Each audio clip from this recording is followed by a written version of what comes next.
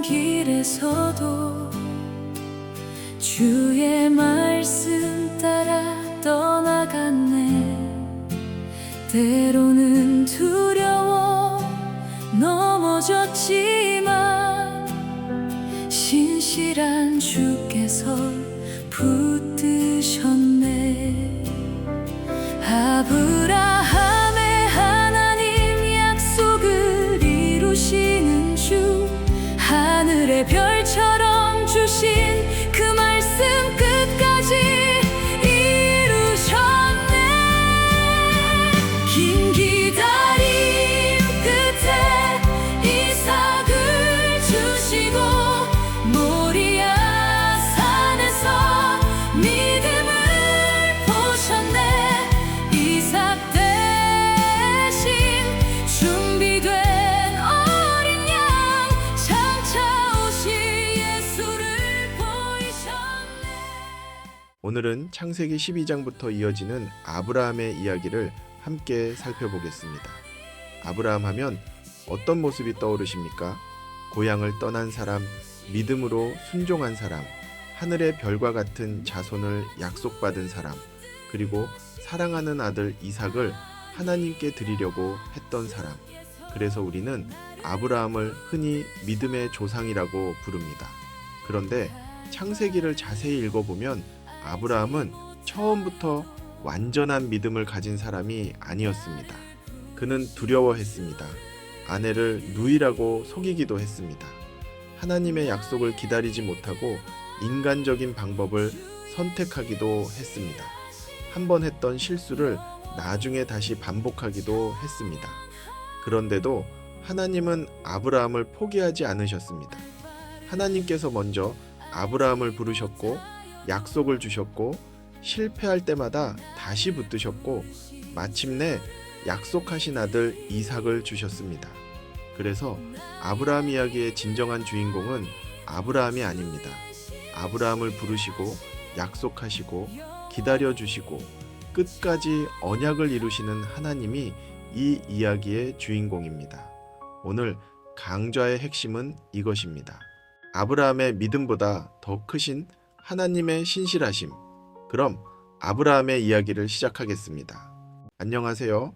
성경을 성경으로 이해하는 시간 쉐마 성경 강좌의 김상태 목사입니다. 아브라함의 이야기는 창세기 12장에서 갑자기 시작되는 것처럼 보입니다. 그러나 우리는 먼저 창세기 11장 마지막 부분을 살펴봐야 합니다. 아브라함의 아버지는 데라였습니다. 데라는 아브람과 사레 그리고 손자 롯을 데리고 갈대아 우르를 떠나 가나안 땅으로 가려고 했습니다. 그런데 가는 도중 하란이라는 곳에 이르렀고 그곳에 머물게 되었습니다. 그리고 데라는 하란에서 죽었습니다. 성경은 데라가 왜 하란에 머물렀는지 자세히 설명하지 않습니다.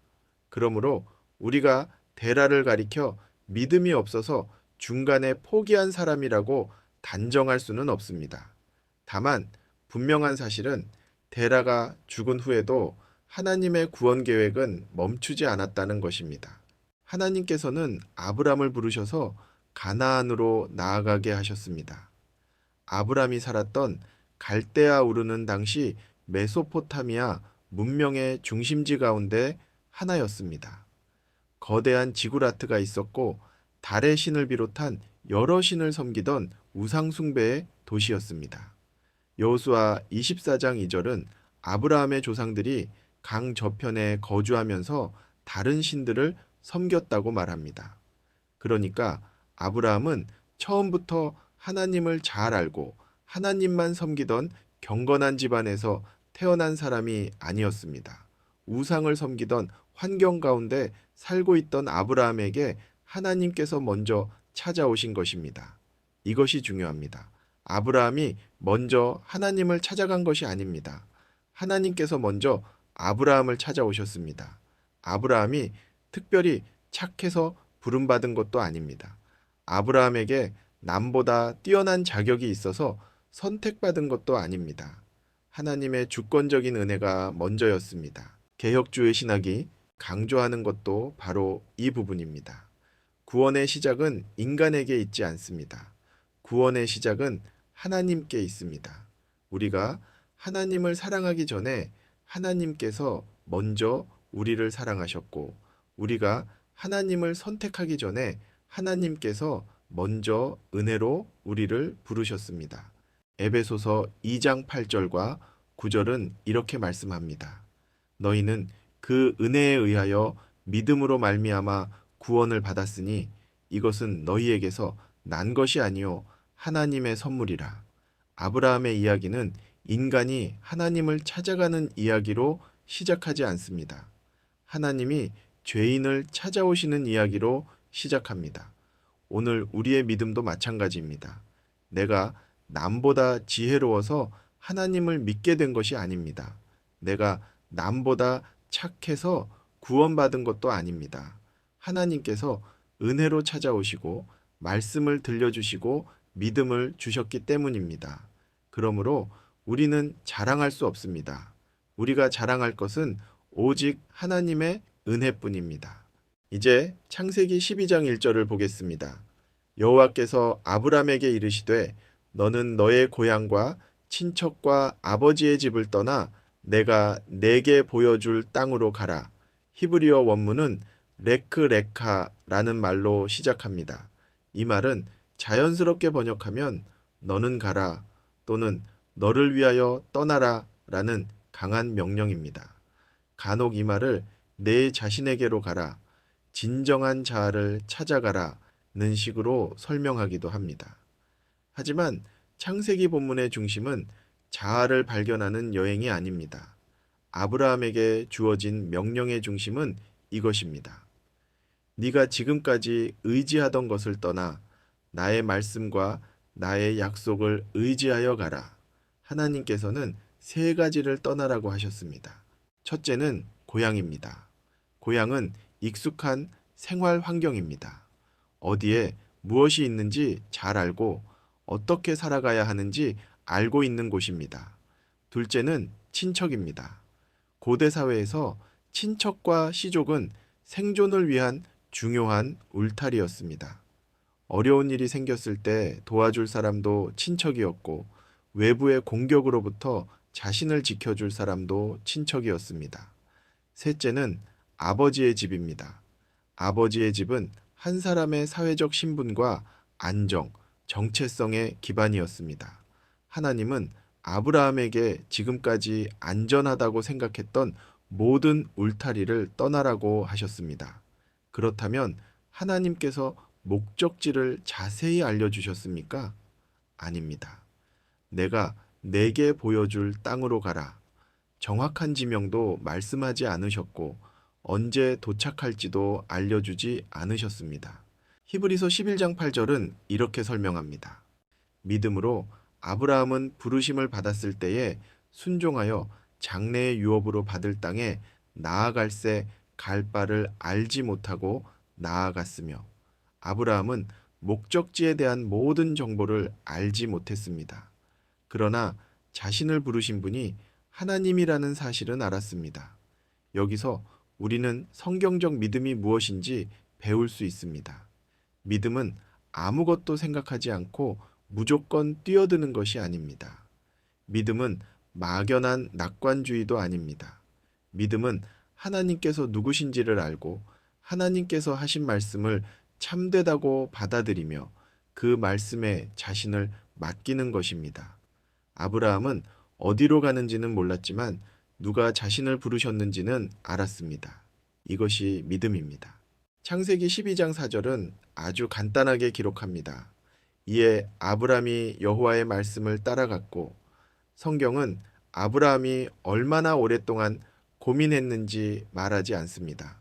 사례와 어떤 대화를 나누었는지도 말하지 않습니다.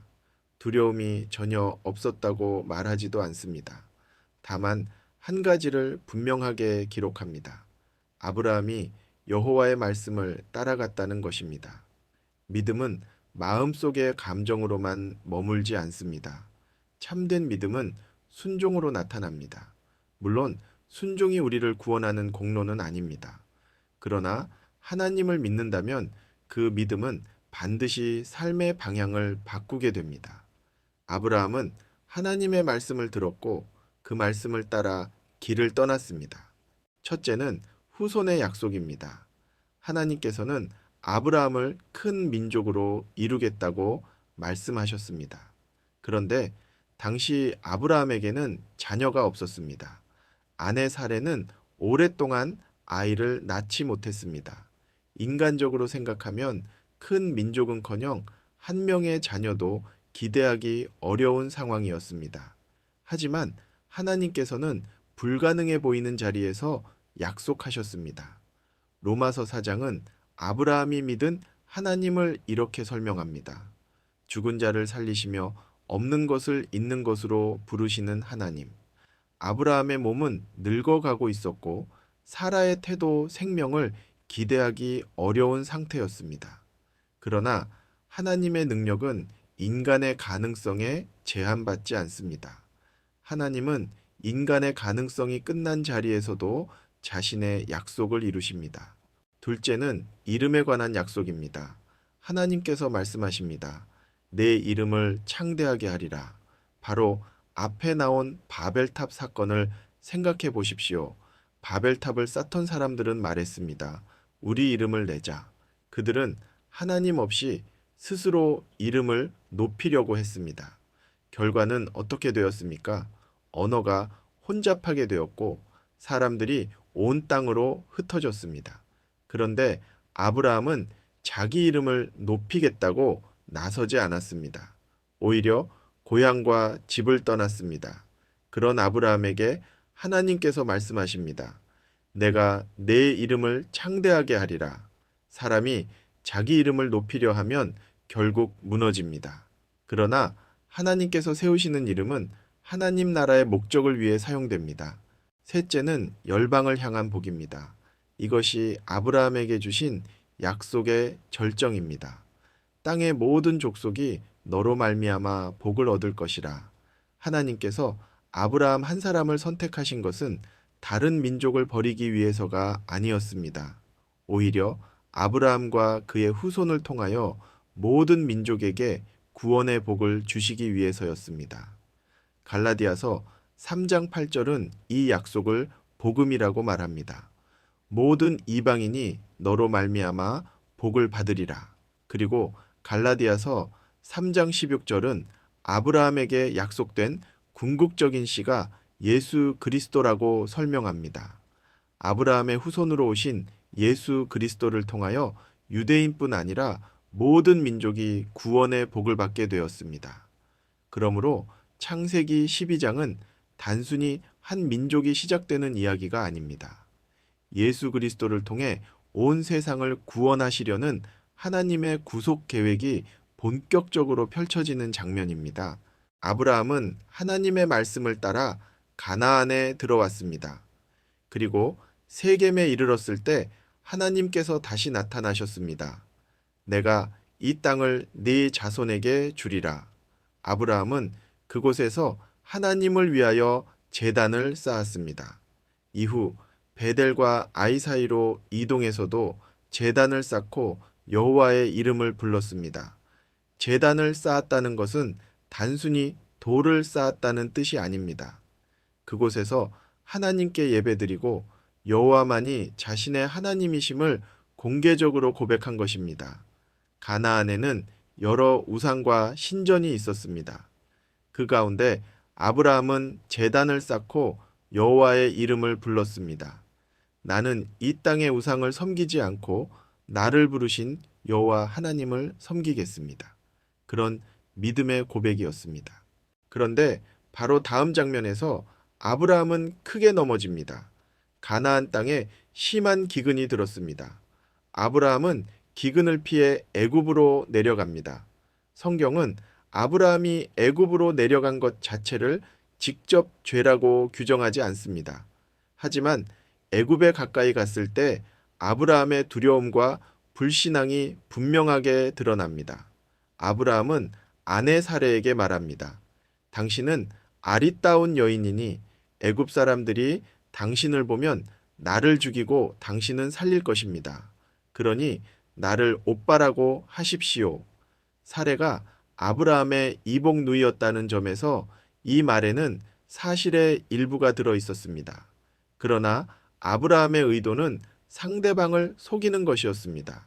사실의 일부를 말하면서 중요한 진실을 감추는 것도 거짓입니다.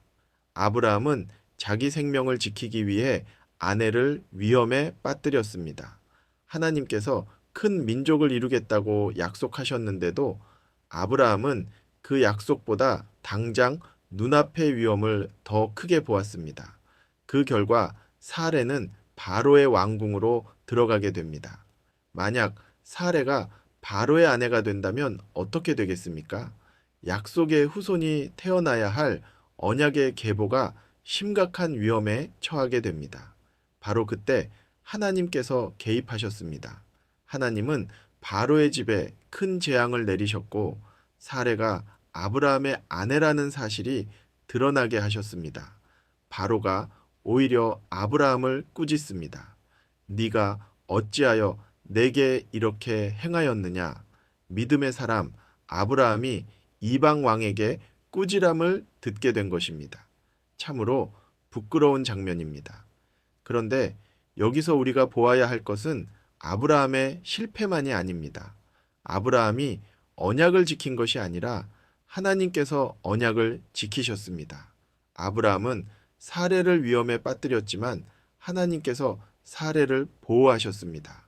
아브라함은 약속을 흔들리게 만들었지만 하나님께서 약속의 계보를 지키셨습니다. 이 장면은 우리에게 말해줍니다.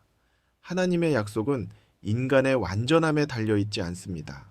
물론 그렇다고 해서 우리의 죄와 불순종이 아무렇지도 않다는 뜻은 아닙니다. 아브라함의 거짓말은 분명 잘못이었고 그 결과 그는 수치를 당했습니다. 그러나 인간의 실패보다 하나님의 은혜와 신실하심이 더 큽니다. 아브라함은 애굽을 떠나 다시 가나안으로 돌아옵니다. 그리고 이전에 제단을 쌓았던 베델과 아이 사이로 돌아가 여호와의 이름을 부릅니다. 실패한 후 처음의 자리로 돌아온 것입니다. 우리도 믿음 생활을 하다가 넘어질 수 있습니다. 그럴 때 필요한 것은 하나님을 피해 숨는 것이 아닙니다. 다시 하나님께 돌아가는 것입니다. 다시 말씀 앞으로 돌아가고 다시 예배의 자리로 돌아가고 다시 은혜를 구하는 것입니다. 아브라함과 함께 다니던 롯에게도 많은 가축과 재산이 생겼습니다. 두 사람의 가축이 너무 많아 한 지역에서 함께 살기가 어려워졌습니다.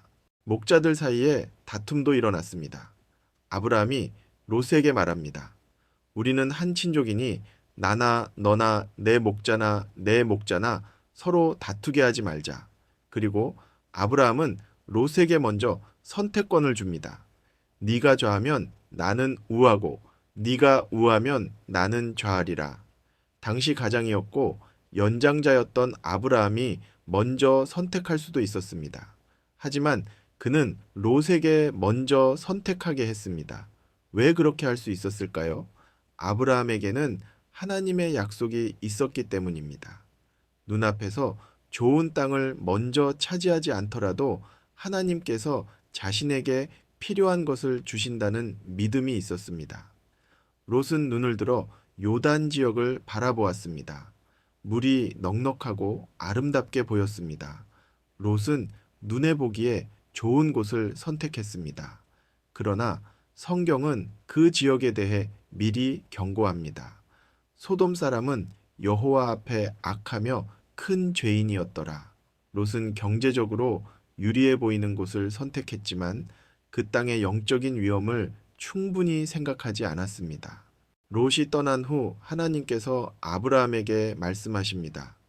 너는 눈을 들어 너 있는 곳에서 북쪽과 남쪽 그리고 동쪽과 서쪽을 바라보라. 보이는 땅을 내가 너와 내 자손에게 주리라. 롯은 눈에 좋아 보이는 한 지역을 골랐습니다. 그러나 하나님께서는 아브라함에게 사방을 바라보라고 하셨습니다. 아브라함은 양보해서 손해본 것처럼 보였습니다. 그러나 하나님의 약속을 가진 사람은 세상적인 계산으로만 손해와 이익을 판단하지 않습니다. 이 장면이 모든 경우에 양보하면 반드시 더 많은 재물을 받는다는 공식은 아닙니다. 성경은 그런 세속적인 성공 법칙을 가르치는 것이 아닙니다. 중요한 것은 이것입니다. 하나님의 약속을 신뢰하는 사람은 눈앞의 이익 때문에 형제와 다투지 않아도 된다는 것입니다. 창세기 14장에는 여러 왕 사이에 전쟁이 일어납니다.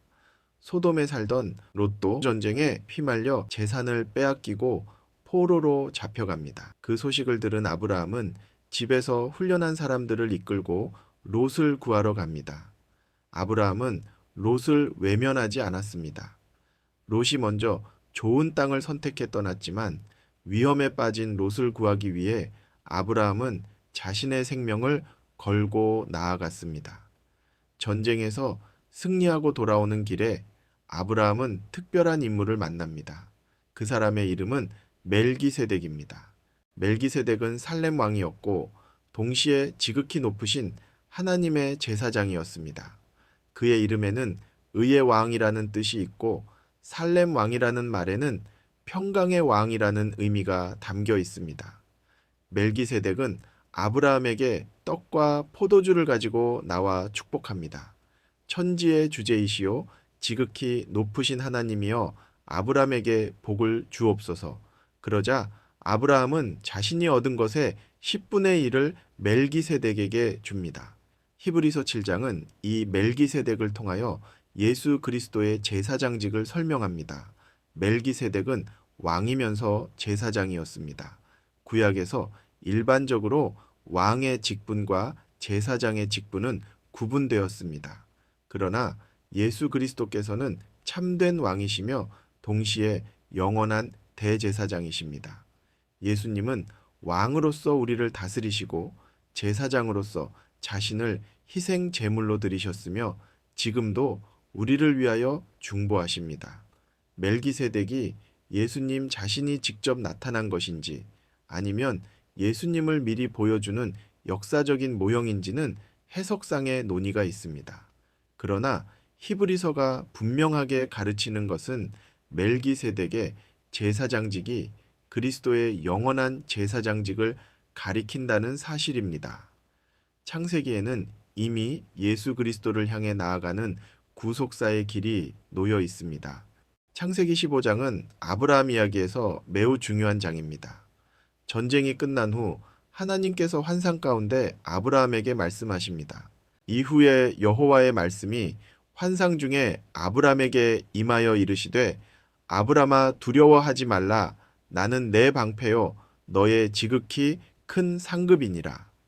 여기서 이후에 하는 것은 14장에서 아브라함은 당시 주변 열국들의 연합군을 추격하여 롯을 구출했습니다. 승리하긴 했지만 인간적으로 보면 강대 세력과 맞선 것입니다. 이후 그들이 다시 보복하러 올 수 있다는 불안이 있었을 수 있습니다. 그래서 하나님이 이렇게 말씀하십니다. 나는 내 방패다. 즉 네가 스스로를 지켜야 하는 것이 아니다. 내가 너를 지킨다는 말씀입니다. 그러니 두려워하지 말라고 하십니다. 하나님은 이미 아브라함에게 큰 민족을 약속하셨지만 현실은 여전히 자녀가 없었습니다. 그래서 아브라함이 이렇게 말합니다. 주 여호와여 무엇을 내게 주시려 하나이까 나는 자식이 없사오니. 이 말은 불신앙이라기보다 약속을 붙들고 있으면서도 현실 앞에서 흔들리는 믿음의 탄식에 가깝습니다. 하나님께서 많은 복을 약속하셨지만 아브라함에게 가장 중요한 문제는 여전히 해결되지 않았습니다. 자녀가 없었습니다. 아브라함은 자신의 종 엘리에셀이 상속자가 될 것이라고 생각했습니다. 그러나 하나님께서는 말씀하셨습니다. 그 사람이 내 상속자가 아니라 내 몸에서 날 자가 내 상속자가 되리라. 그리고 아브라함을 밖으로 데리고 나가셨습니다. 하늘을 우러러 묵별을 셀 수 있나 보라. 아마도 셀 수 없을 만큼 많은 별이 밤하늘에 빛나고 있었을 것입니다. 하나님께서 말씀하셨습니다.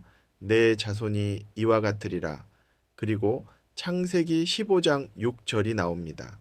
아브람이 여호와를 믿으니 여호와께서 이를 그의 의로 여기시고. 이 말씀은 성경의 구원 교리를 이해하는데 매우 중요한 말씀입니다. 여기서 주의해야 할 것이 있습니다.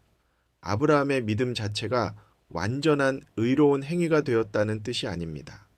아브라함이 믿음을 잘 발휘해서 그 믿음을 공로로 인정받았다는 뜻도 아닙니다. 아브라함은 자신의 행위나 자격을 의지하지 않고 하나님의 약속을 믿었습니다. 그리고 하나님께서 믿는 아브라함을 의롭다고 여겨주셨습니다. 신약의 로마서 4장과 갈라디아서 3장은 이 말씀을 인용하여 이신칭의를 설명합니다. 죄인은 율법의 행위로 의롭다함을 받지 못합니다. 우리의 선행도, 종교적인 열심도, 교회에서 맡은 직분도, 오랫동안 신앙생활을 했다는 경력도 우리를 하나님 앞에서 의롭게 만들 수 없습니다.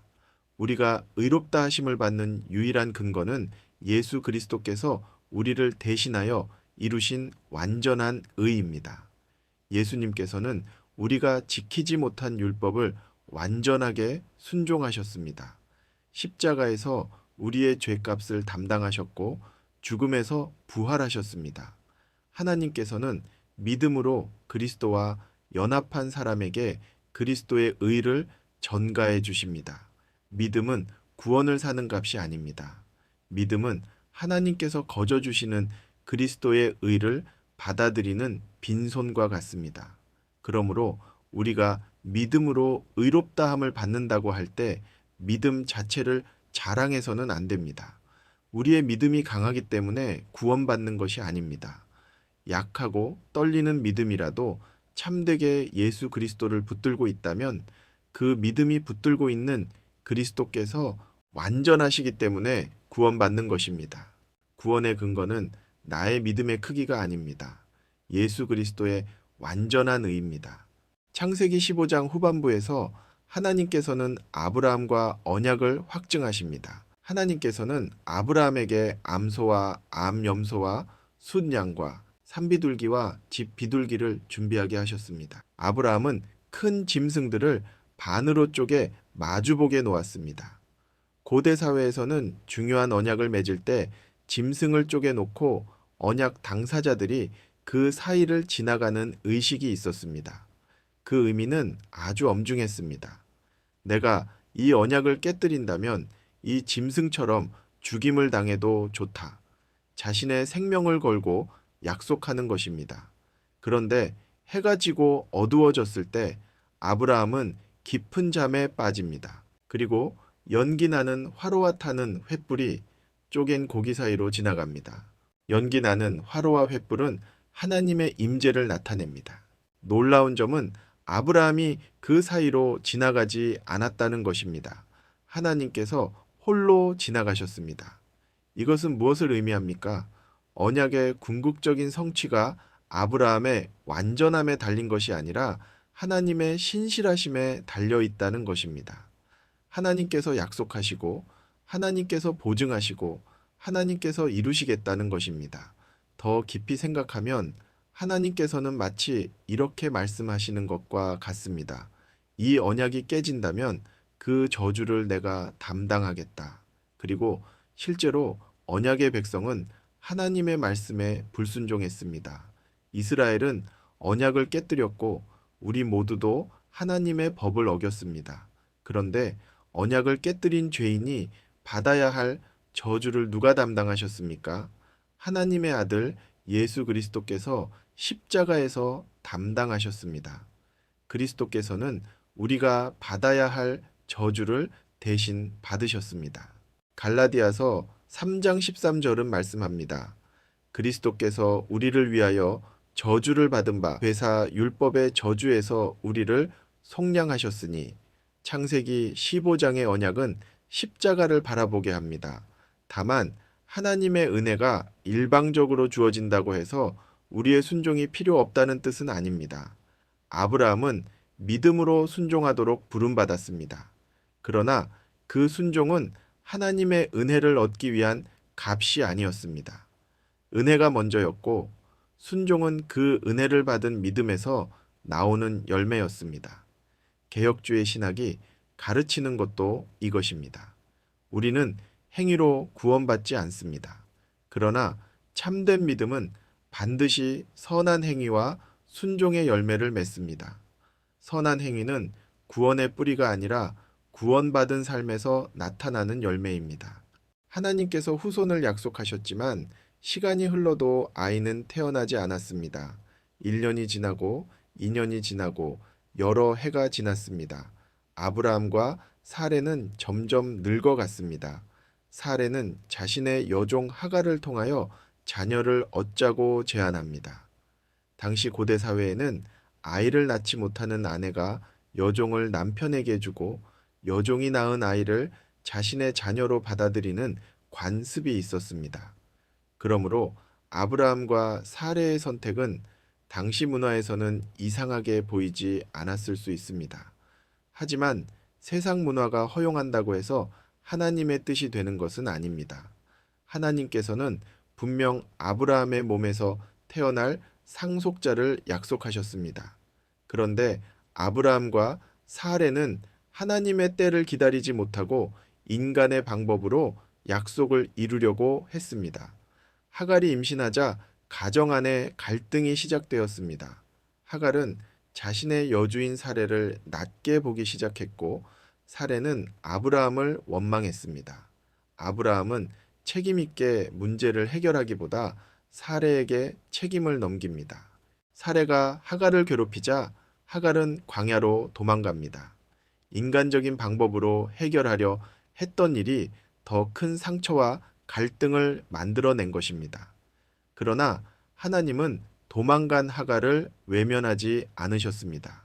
여호와의 사자가 광야의 샘 곁에서 하갈을 만나셨습니다. 하갈의 고통을 보셨고 태어날 아들 이스마엘에게도 미래를 허락하셨습니다. 하갈은 하나님을 향해 고백합니다. 당신은 나를 살피시는 하나님이십니다. 하갈은 당시 사회에서 매우 약한 위치에 있던 여종이었습니다. 그러나 하나님은 그녀의 눈물과 고통을 보고 계셨습니다. 하나님의 관심에서 벗어난 사람은 없습니다. 다만 이 본문을 오늘날의 이스라엘과 아랍 민족의 모든 갈등 또는 기독교와 이슬람의 갈등에 직접 연결해서는 안 됩니다. 오늘날의 민족과 종교 갈등은 매우 복잡한 역사적 배경을 가지고 있습니다. 창세기 16장의 중심은 현대 국제 분쟁을 설명하는 데 있지 않습니다. 본문의 중심은 하나님의 약속을 인간적인 방법으로 앞당기려 할 때 얼마나 큰 고통이 생길 수 있는지를 보여주는 데 있습니다. 동시에 인간이 만들어낸 갈등 가운데서도 하나님은 고통받는 사람을 살피시는 분이라는 사실을 보여줍니다. 창세기 12장부터 16장까지 아브라함의 믿음의 여정을 함께 살펴보았습니다. 하나님은 우상 숭배의 땅에 있던 아브라함을 먼저 부르셨습니다. 아브라함이 하나님을 먼저 찾은 것이 아니라 하나님께서 먼저 아브라함을 찾아오셨습니다. 그리고 말씀하셨습니다. 너는 너의 고향과 친척과 아버지의 집을 떠나 내가 네게 보여 줄 땅으로 가라. 아브라함은 갈 바를 다 알지 못했지만 하나님의 말씀을 따라 떠났습니다. 이것이 믿음의 시작이었습니다. 그러나 아브라함은 완전한 사람이 아니었습니다. 기근 앞에서 두려워했고 애굽에서는 아내 사레를 누이라고 속이기도 했습니다. 믿음으로 떠난 사람이었지만 여전히 연약한 사람이었습니다. 그럼에도 하나님은 아브라함을 포기하지 않으셨습니다. 아브라함의 실패보다 하나님의 언약이 더 강했습니다. 창세기 13장에서는 롯과의 갈등이 나옵니다. 아브라함은 먼저 좋은 땅을 선택할 수 있었지만 롯에게 양보했습니다. 롯은 눈에 보기 좋은 요단 들판을 선택했지만 그곳은 죄악이 가득한 소돔과 가까운 곳이었습니다. 이 장면은 우리에게 묻습니다. 나는 눈에 좋아 보이는 것을 따라가고 있는가? 아니면 하나님의 약속을 믿고 기다리고 있는가? 창세기 14장에서는 아브라함이 위험에 빠진 롯을 구합니다. 그리고 살렘 왕 멜기세덱을 만나 축복을 받습니다. 멜기세덱은 왕이면서 제사장이었고 장차 오실 예수 그리스도를 바라보게 하는 인물입니다. 창세기 15장에서는 두려워하고 낙심한 아브라함에게 하나님께서 찾아오십니다. 두려워하지 말라. 나는 내 방패요 너의 지극히 큰 상급이니라.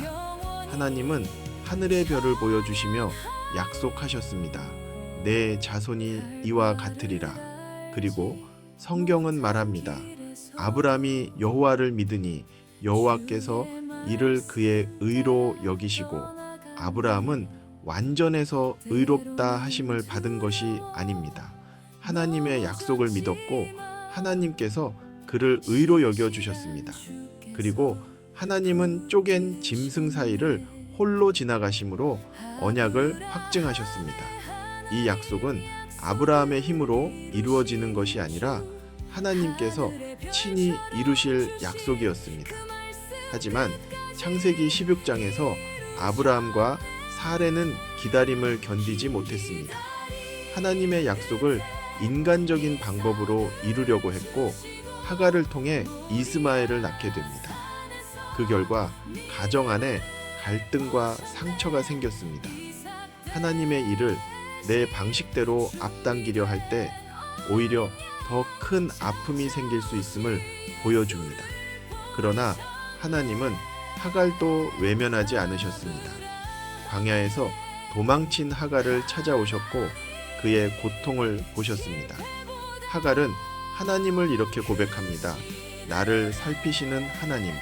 오늘 창세기 12장부터 16장까지 말씀을 통해서 우리는 세 가지를 기억해야 합니다. 첫째, 하나님이 먼저 부르십니다. 둘째, 하나님은 약속하신 것을 반드시 이루십니다. 셋째, 우리의 실패와 조급함 속에서도 하나님은 여전히 일하십니다. 사랑하는 여러분, 우리도 아브라함처럼 갈 바를 다 알지 못할 때가 있습니다. 기다림이 길어져 마음이 흔들릴 때도 있습니다. 때로는 내 방법으로 하나님의 일을 앞당기고 싶을 때도 있습니다. 그러나 믿음은 하나님의 때를 기다리는 것입니다. 믿음은 눈에 보이는 현실보다 하나님의 약속을 더 신뢰하는 것입니다. 하나님은 우리의 연약함보다 크신 분입니다. 우리의 조급함보다 신실하신 분입니다. 그리고 약속하신 것을 반드시 이루시는 분입니다. 오늘도 그 하나님을 믿고 말씀 따라 한 걸음씩 걸어가시기를 바랍니다. 다음 시간에는 하나님께서 아브라함의 이름을 아브라함으로 바꾸시고 언약의 표인 할례를 주시는 장면을 함께 살펴보겠습니다. 경청해 주셔서 감사합니다.